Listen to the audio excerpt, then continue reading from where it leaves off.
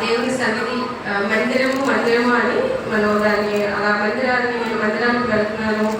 ఒకసారి ఆ వాక్యం మీకు చూపిస్తాను.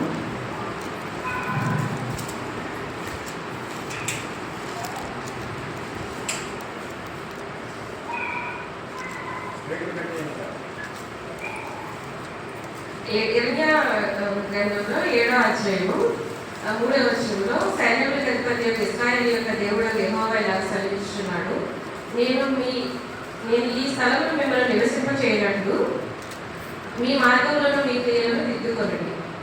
ఈ స్థలం యెహోవా ఆలయం, ఈ స్థలం యెహోవా ఆలయము, ఈ స్థలం యెహోవా ఆలయమని మీరు చెప్పుకుంటున్నారే. ఈ మాంసకరమైన మాటలు ఆధారం చేసుకుంటుంది. అలా కనుక మీ మార్గంలో మీ క్రియలను మీరు యథార్థంగా చక్కపరుచుకుని ప్రతివాడు తన పొరుగువారి ఎడల తప్పక న్యాయం జరిగించి అని ఈ వాక్యం అంతా దేవుడు నాకు చెప్తున్నప్పుడు ఇక్కడ నాకు అర్థమయ్యే నాకు ఫస్ట్ మాట మీ మార్గాలను క్రియలను దిద్దుకోండి అన్నమాట నన్ను బాగా అంటే ఒక విషయంలో నేను దాన్ని సరి చేసుకోకుండానే దేవుడి సన్నిధిలో నేను వెళ్ళిపోయాను.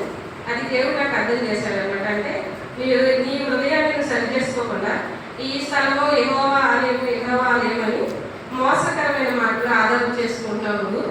నీ హృదయాన్ని సరి చేసుకోకుండా నీ క్రియలను సరిగ్గా చేసుకోకుండా నువ్వు మందిరానికి వెళ్ళినా ప్రయోజనం ఉండదు అని దేవుడు నాకు అర్థం చేసినప్పుడు ఫస్ట్ నాకు అర్థం కాలేదు. నేను ఏ విషయంలో నేను ఇలా అన్నాను అని అడిగినప్పుడు దేవుడు నాకు ఆ విషయం గుర్తు చేశాడు. అప్పుడు దేవుడు నేను నిజమే నేను నాకు అవకాశం ఇచ్చాడు కానీ నేను దాన్ని సరి చేసుకోలేకపోయాడు. నేను దయతో క్షమించడానికి దేవుడి సన్నిధిలో నేను అది ప్రార్థన చేసుకున్నాను. ఇక్కడికి వచ్చిన తర్వాత కూడా ఆ విషయంలో నేను ప్రార్థన చేసుకున్నాను. ఆ విధంగా నాకు ఈ జూన్ మాస ప్రార్థనలో ఈ విషయం ఒకటి నాకు దేవుడు బాగా గ్రహింపించాడు. ఎందుకంటే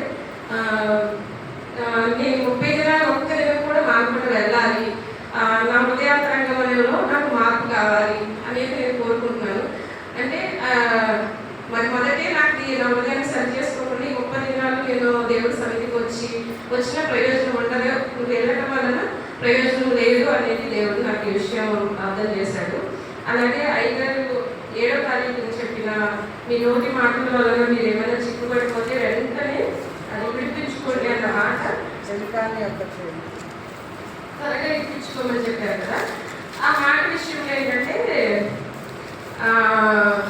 మా అమ్మ వాళ్ళు 5, వాళ్ళకి మేము కూడా 6 5.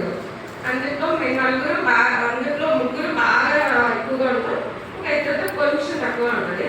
కానీ 5 కూడా సొంతంగా చెడులు అన్నట్టుగానే ఉంటాం. కానీ కొన్ని విషయాలు బాగా వచ్చినప్పుడు కొన్ని విషయాలు ఏంటంటే కావాలని నేను ఎప్పుడు చెప్పలేదు, సందర్భం వచ్చినప్పుడు ఒక్కసారి తన విషయం వాళ్ళు ఇక్కడ అక్కడ చెప్పిన సందర్భాలు ఉన్నాయి.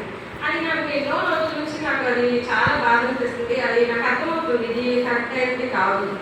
నేనే అంటే నాకు చాలా రోజులు బట్టి దేవుడు తెలియజేస్తున్నాడు, ఏదైనా నువ్వు మాట్లాడగలిగితే నువ్వు మాట్లాడిన మాట ఒకవేళ నేను మాట్లాడిన మాటలు దేవుడు నీ అందరూ ముందు కనుక వాటిని ప్లే చేస్తే నేను మాట్లాడిన మాటలను బట్టి నేను సిగ్గుపడకూడదు, నేను మాట్లాడిన మాటలను బట్టి దేవుడు కూడా సిగ్గుపడకూడదు అనేది దేవుడు నాకు గ్రహింపిస్తూ ఉన్నాడు.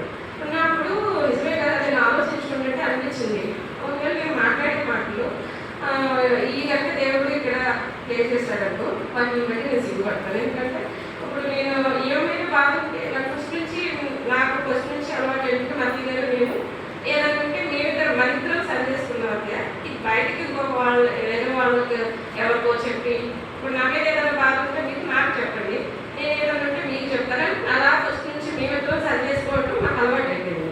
అది కూడా ఇతరుల విషయంలో నేను అది చేయలేకపోతున్నాను, నా ధైర్యం నాకు రావట్లేదు. అంటే మీ విషయంలో ఇది నేను బాధ పెట్టుకున్నాను, నన్ను క్షమించండి. కానీ కొన్ని సందర్భాలు వచ్చినప్పుడు వేరే వాళ్ళ దగ్గర మాట్లాడుతున్న పరిస్థితులు కనపడుతున్నాయి నాలో. అది ఆ స్వభావం నాలో ఉండకూడదు అనేది నాకు దేవుడు అర్థం చేస్తున్నాడు. అర్థం చేస్తా ఉన్నప్పుడు ఇట్లా దేవుడు ఎన్నో విషయాలు కూడా గ్రహింపిస్తున్నాడు.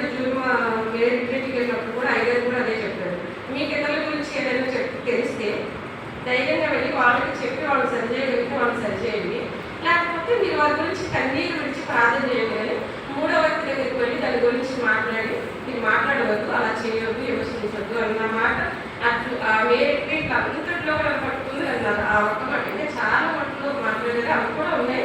కానీ మెయిన్గా నాకు ఈ స్వభావం ఉంది. ఈ రిట్రీట్ని బట్టి నేను స్వభావం విషయంలో నాకు చేయం కావాలని ప్రభావాన్ని నేను ప్రార్థన చేసుకుంటా ఉన్నాను. అంటే చాలా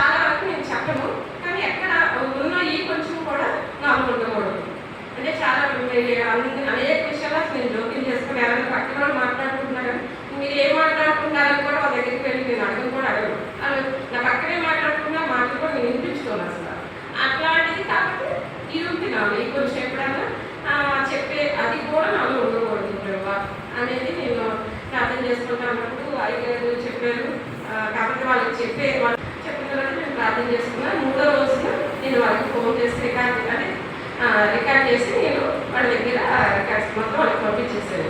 పంపించిన తర్వాత వాళ్ళు కూడా పాజిటివ్గానే రెస్పాండ్ అయ్యారు. కొంచెం ఒక అక్క అయితే అతను ప్రార్థన చేసుకొని ఆమె ఏమీ రెస్పాండ్ అవ్వలేదు. కానీ నాకు బాగలేదు, ఎందుకంటే నా స్వభావం ఎలా ఉన్నదో నేను చెప్పాను. నాకు ఈ స్వభావంలో ఉండటం ఇష్టం లేదు కాబట్టి మీ దగ్గర నేను ఒప్పుకుంటున్నాను. ఈ విధంగా ఈ నెలలో ఈ వాక్యం మాకు అయ్యగారు చెప్పారు, రిపీట్లో అయ్యగారు ఈ వాక్యం చెప్పారు. నాకు దేవుడు అర్థం చేస్తా ఉన్నాడు. నాకు ఈ స్వభావం నాలో ఉండటం ఇష్టం లేదు కాబట్టి నేను ఈ స్వభావం నుండి విడుదల పొందాలని నేను అందరినీ క్షమించమని అడుగుతున్నాను అని చెప్పి వాళ్ళకి ఇది వాళ్ళతో సరి చేసుకోవడానికి ఇది ఎప్పుడు నుంచో నేను అనుకుంటున్నాను. కానీ వాళ్ళు ఎలా రిసీవ్ చేసుకుంటారో తెలియక నేను వాళ్ళతో ఎప్పుడూ చెప్పలేకపోయాను. కానీ ఈ జూన్ మాసాన్ని బట్టి ఈ విషయంలో నేను వాళ్ళతో సమాధానం పడడానికి నాకు దేవుడు సహాయం చేశాడు. అందుని బట్టి దేవుడు వందనాలు చెల్లించుకుంటున్నాను. మరలా ఈ స్వభావం అనేది నాలో ఎప్పుడూ రాకుండా, అంటే నేను ఏం మాట్లాడినా ఒకవేళ మరలా తిరిగి అది వాళ్ళ దగ్గర ధైర్యంగా చెప్పగల, అంటే నేను వీళ్ళ దగ్గర మాట్లాడే మాటలు వాళ్ళ దగ్గర చెప్పలేనటువంటి విధంగా నా మాటలు ఉండకూడదు. దేవుడికి ఇష్టంగా ఉండాలి నా మాటలు అనేది నా ఆశ. ఆ విధంగా నా కోసం, అంటే దేవుడు నా మాటలు ఎలా ఉంటే ఇష్టపడతారో అలా నా మాటలు ఉండాలని నా కోసం ప్రార్థన చేయండి. అలాంటి ఆర్థమైన దేవుడితో నా మాటలు పెట్టి మళ్ళీ నేను ఎక్కడ సిగ్గుపడుతూ ఉండాలని నా కోసం మీరు కూడా ప్రార్థన చేయండి. నేను కూడా మళ్ళీ ఆ స్వభావంలో పడిపోకూడదని నేను ప్రార్థన చేసుకుంటున్నాను. ఈ ఇది నాకు దేవుడు జరిగించింది. అందుకంటే